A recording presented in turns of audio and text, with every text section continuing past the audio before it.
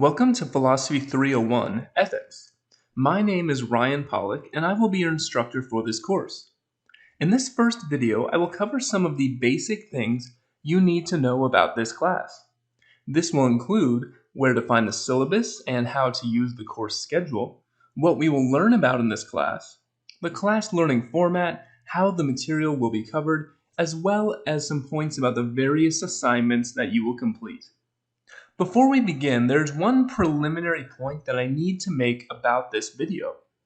The video you are about to watch was originally made with the syllabus and Moodle page for a section of this class designed to be taught in the fall of 2021. This means that if you are not taking this class in the fall of 2021, then some of the specific information you will see on the syllabus and course page, such as the dates of the class and the due dates for the assignments, may not apply specifically to you, your class, and your section. However, all the general explanations I give in this video about how this class will function will still apply to your particular section of the class. In order to find out the precise information that applies to your specific section of the course, you should consult the syllabus that is posted to the Moodle page for our class. To get started, you will first need to know how to locate the syllabus. You can find the syllabus in the area of our Moodle page entitled Course Information and Resources. The syllabus for our class will be the first document listed here, along with the response paper guidelines and the study guides for the exams.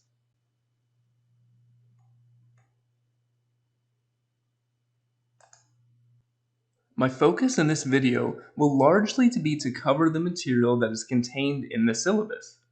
You can see at the top of the first page of the syllabus that I've listed my contact information. Before I get into the specifics of how to contact me, however, I first want to say that I understand there are various challenges associated with online learning. Chief among these is that it can be easy to feel alienated from the course, your instructor, and your other peer students in the class. For this reason, I want to emphasize that there is a real flesh and blood person teaching this class, namely me, and that I will be present in the class and want to make myself available to address any concerns that you may have.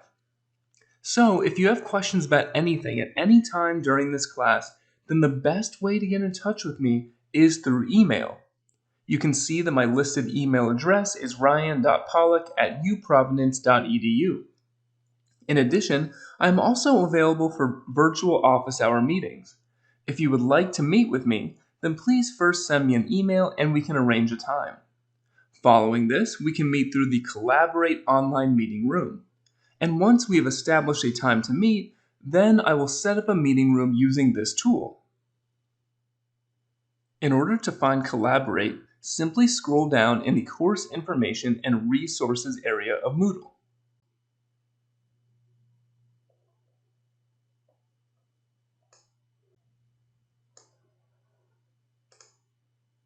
Here you will be able to find the meeting room that I will already have set up for our virtual office hours appointment.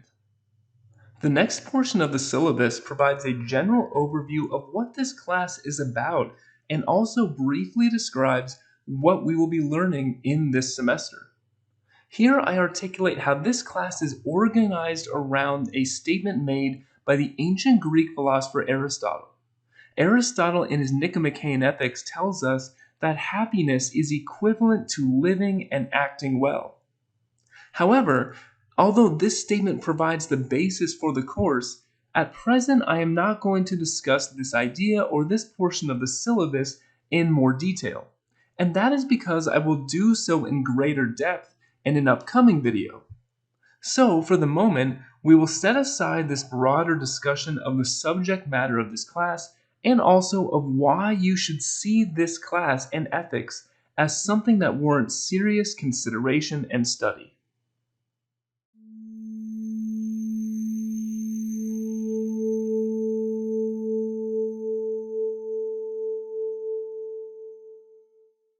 Now that we have a sense of the subject matter of this class, we need to discuss the learning format and how learning will take place. On the syllabus, you can see that it says that this class is taught in an online asynchronous learning format. Now, what does this mean? Well, because this class is taught online, everything will happen virtually through our course Moodle page. There will never be any face-to-face class meetings. Furthermore, when we say that this class is asynchronous, this means that there will not be any virtual class meetings either. That is, there will not be a scheduled time each week where we will all meet with one another on Collaborate or Zoom or some other platform. Instead, there will be a set number of tasks that you need to complete each week, and those tasks will have deadlines. But you will get to choose within the strictures of those deadlines when you complete those tasks. For example, each week there will be a number of pre-recorded lecture videos that you are required to watch. However, you will not be required to watch these at any particular time during the week. You will get to choose when doing so works best with your schedule. So, in this learning format, there are deadlines that assignments must be submitted by, but there's also considerable flexibility for students in terms of where and when learning actually takes place. So, what are the tasks that you are required to complete each week? For most weeks, this will include completing the readings, watching the lecture videos, and submitting the required assignments. Furthermore, exactly what you need to do for every week of the class will be described in two different areas. First, you can find this information in the course schedule of the syllabus. In addition, you can also find this information in the weekly instruction documents that I will email every Monday and which are also posted on Moodle. Let's begin by saying a few things about the readings. First, where can you find the required readings? As stated on the syllabus, there is no textbook you are required to purchase for this class. All readings are made available online through Moodle. Furthermore, you can see what you need to read by consulting the course schedule, which can be found in the last section of the syllabus.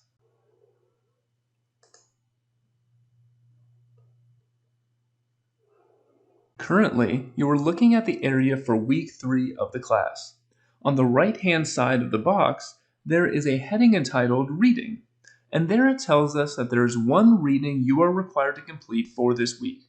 It is a selection from Aristotle's Nicomachean Ethics, specifically Book 1, Chapters 1 through 5, as well as Chapter 7. Now that you know how to determine what you are required to read, next you will need to know where you can actually find the readings. In this case, we are looking for the reading for week 3. So first, click on the week 3 area of the class. Here, you can scroll down and find a link to the reading.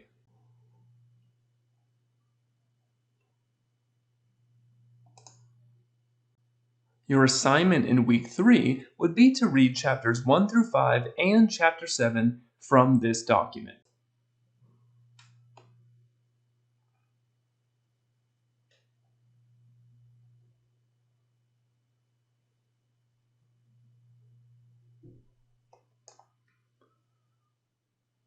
In some cases, there may be more than one reading to complete.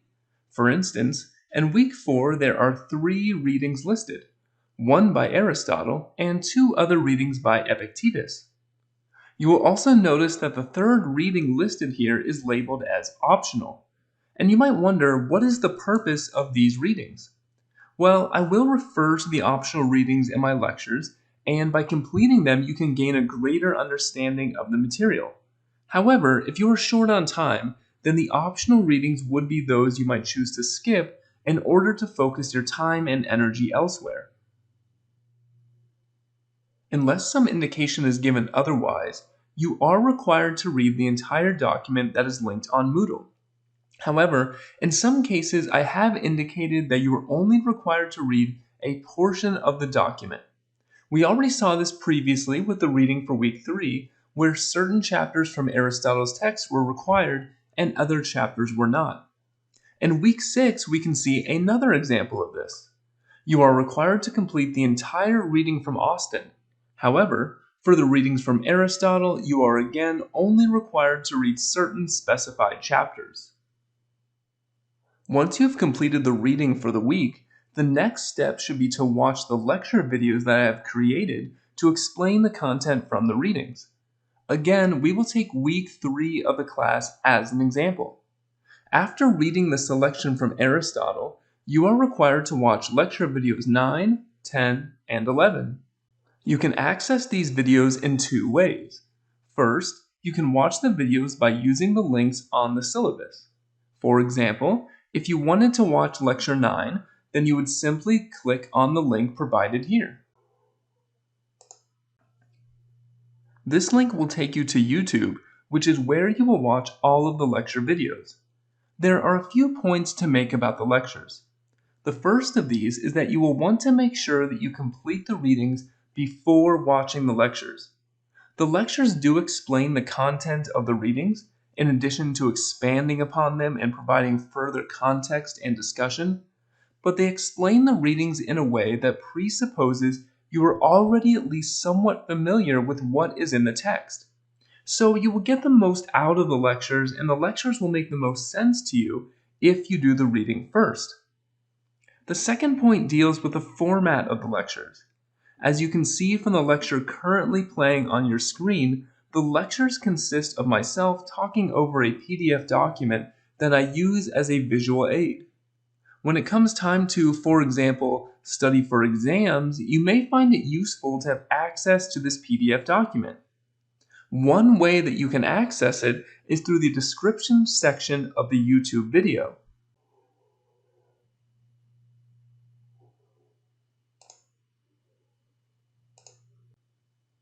This will give you access to all of the visuals that I use in my lectures, and from here, you would be able to save the document to your computer and/or print it out as you wish.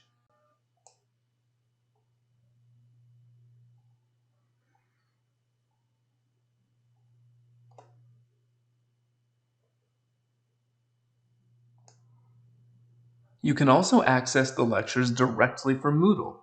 For Lecture 9, for example, we would first enter the area for Week 3.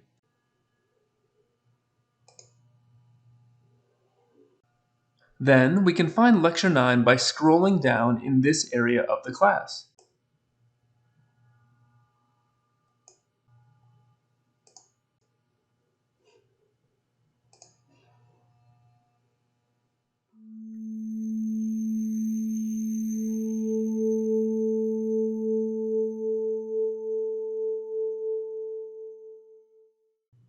The next section of the syllabus discusses the assignments that you are required to complete in this class. There are 3 assignment categories in this course. The weekly assignments, which is comprised of the discussion forums and quizzes, the response papers, and then finally the exams. I am not going to say too much about these assignments in this particular video. That is because I go into much more detail on these assignments in subsequent and later videos. There is one video on the weekly assignments, one video on the response papers, and then one video on the exams. However, there are a few points that I want to make about the assignments at this time. First, how do I know when a given assignment is due? You can find this information on the course schedule of the syllabus. Let's look at a few examples to understand this. For instance, consider week 1 of the class. For each week of this class, you can find the assignments you need to complete under the assignments area of the course schedule. Here we can see that Discussion Forum 1 and Quiz 1 are both due this week. In week 3, to take another example, we can see that Discussion Forum 3 and Response Paper 1 are both due. And to consider one final example, the course schedule shows that Exam 1 is due during week 8. Now I will say a few things about each type of assignment. Again, this will be rather brief, and more details about these specific assignments will be explained in later videos. However, let's begin with the weekly assignments category.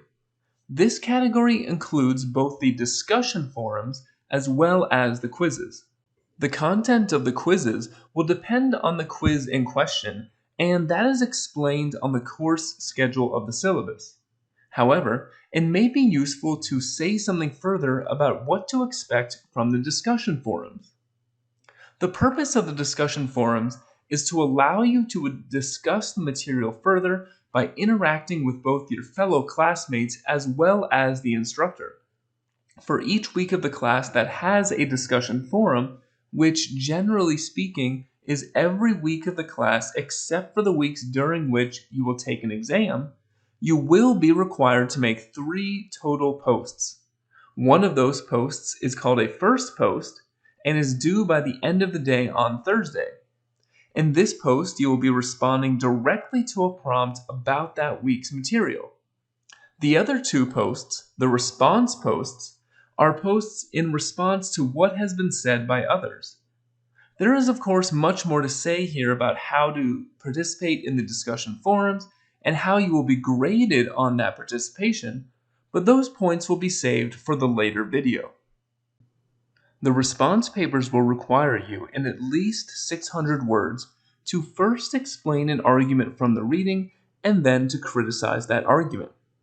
There are 10 opportunities to complete response papers throughout the course of the semester, but you are only required to complete 4 of these opportunities, and furthermore, you are not permitted to complete any more than 4. However, this flexibility in choosing which papers you will complete does come with the following caveat. You must complete at least 2 of the first 5 response papers. Now, there is much more to say about the response paper assignments, but this will be reserved for a later video. The final type of assignment in this class is the exam. There are 2 exams in the course, Exam 1 and then Exam 2. Exam 1 covers material in the first half of the class, while Exam 2 exclusively covers material in the second half of the class. This means that Exam 2 is not cumulative. There will be 1 week of the class devoted to each of the exams. Again, for the exact dates for the exams or any other assignment in this class that is associated with your particular section of the course, please consult the course schedule posted to Moodle. However, in this specific case, we can see that Exam 1 will take place during Week 8. And we can also see that Exam 2 takes place during Week 16. As with the weekly assignments and the response papers, I will wait to explain most of the details about how to prepare for the exams, how you will take the exams, and how I will grade the exams until a later video that is devoted specifically to those topics. However, there's one thing I want to make you aware of right from the beginning. The format of each exam will be the following. You will be required to submit a written response to 2 essay prompts that pertain to the course material. The prompts you will be required to answer will be randomly selected from a list of essays that you can find on the exam study guide. There are 2 places in which you can find the study guides for each exam. First, you can find the exam study guides in the Course Information and Resources area of Moodle.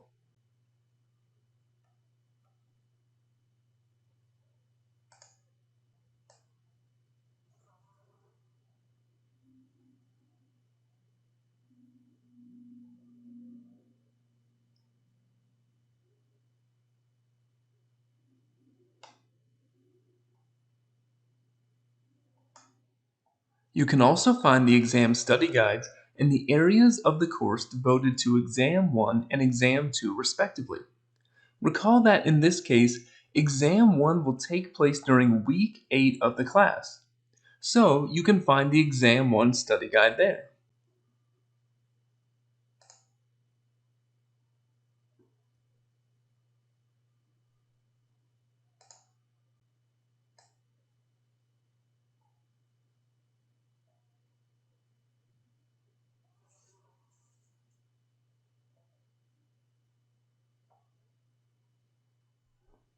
Likewise, you would find the Exam 2 study guide in the Week 16 area of the class.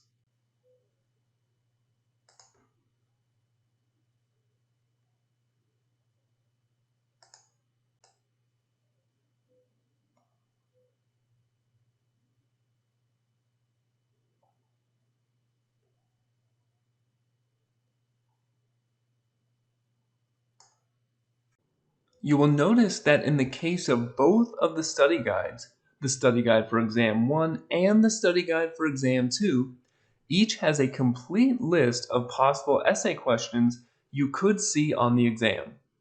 The list of essay questions you see here is the exact list, word for word, from which the two questions you will be required to answer will be selected. So, what does this mean? It means that you can begin preparing for the exams very early. In fact, I would suggest checking back to the study guides regularly, perhaps at the end of each week, to see if we have covered the material from any of the questions. Then, I would recommend going ahead and beginning to work on writing out your responses.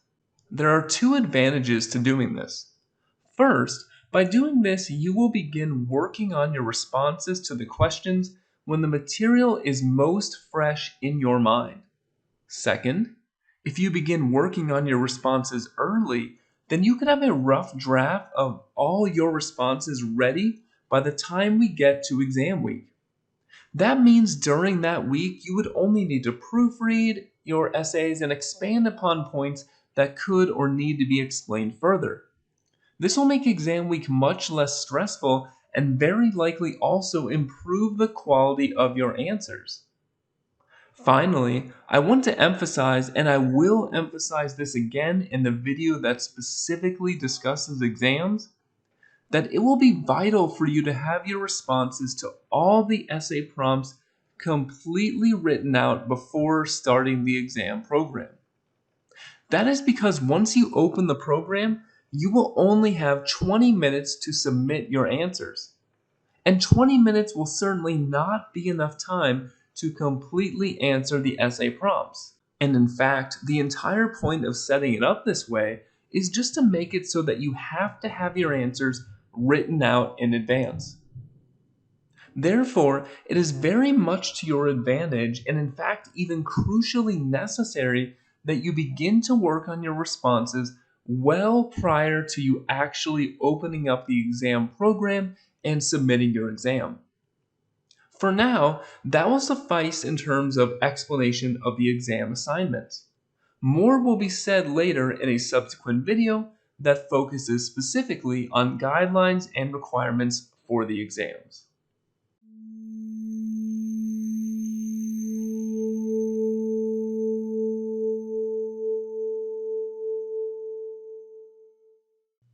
To close this video, I will say a few things about how your grade will be calculated, and I will offer a few thoughts on my overall approach to grading.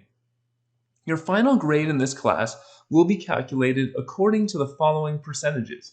The weekly assignments, which includes the discussions and the quizzes combined, will be worth 25% of your grade.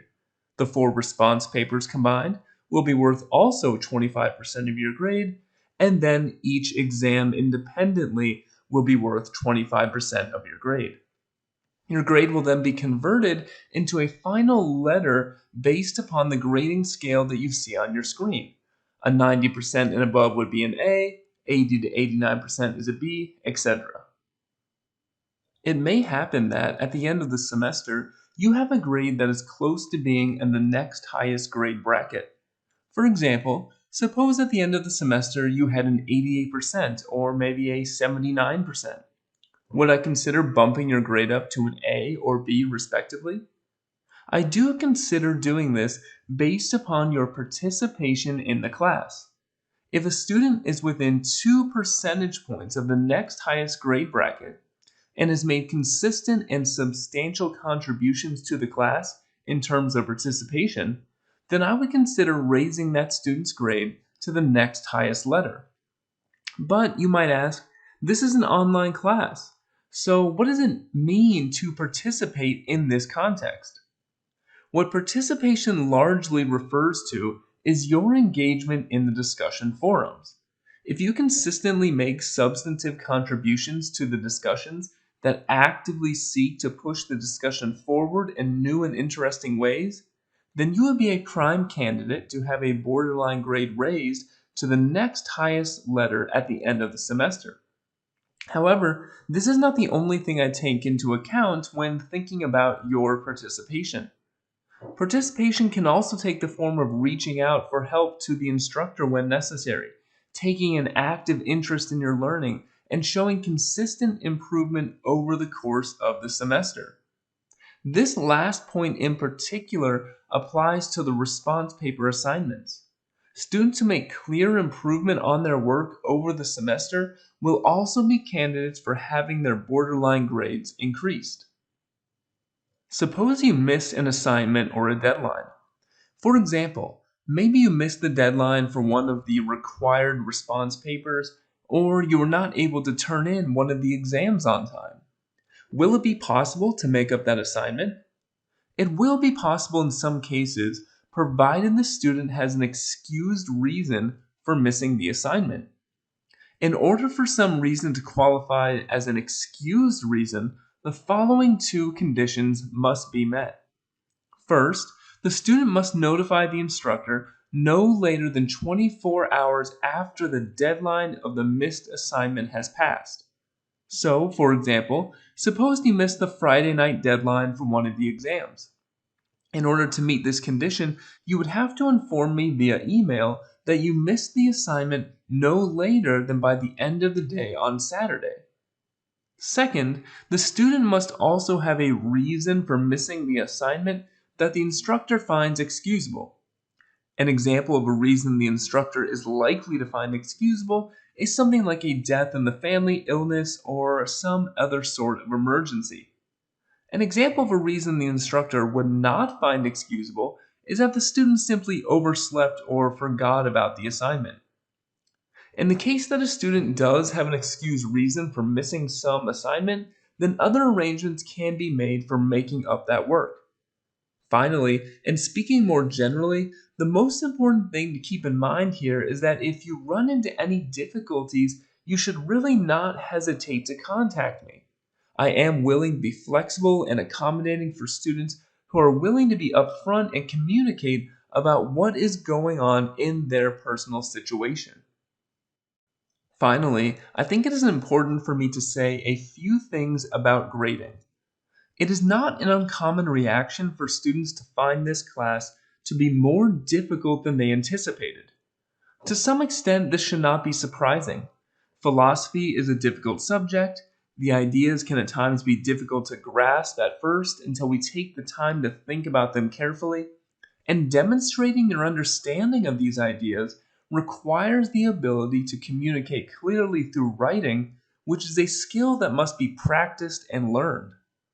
So I would not say that I am a hard grader exactly, but I do strive to make sure that the grade a student receives accurately reflects the quality and accuracy of their work. So this means you should not expect to receive an excellent grade if you do not demonstrate excellent understanding of the material. And at times in philosophy, especially for beginners, it can be difficult to demonstrate excellent understanding. Now, to further illustrate this point, consider what attitude it would be rational to have toward getting a C on some assignment. It seems that it is becoming increasingly more common to perceive a C grade as a failing grade, but of course that is not true. A C grade is really meant to convey average performance. Certainly, if the student got a C, then the student did not excel or even really do what I would qualify as a good job. I would think of that as B level work. But the student did not completely miss the mark either. So, especially early in the class, if you receive a C on an assignment, your takeaway should not be that you failed, but your takeaway should be that you were grappling with difficult material and that you had an average performance, and that in this case there is room to improve as the semester goes on. What this entails is that if you want to receive an excellent grade in this class, if you want to receive an A, then you will have to demonstrate mastery of the material. When I grade your assignments, I do not begin from the starting assumption that the student necessarily understands the material. I look for evidence from the student's work that he or she understands it.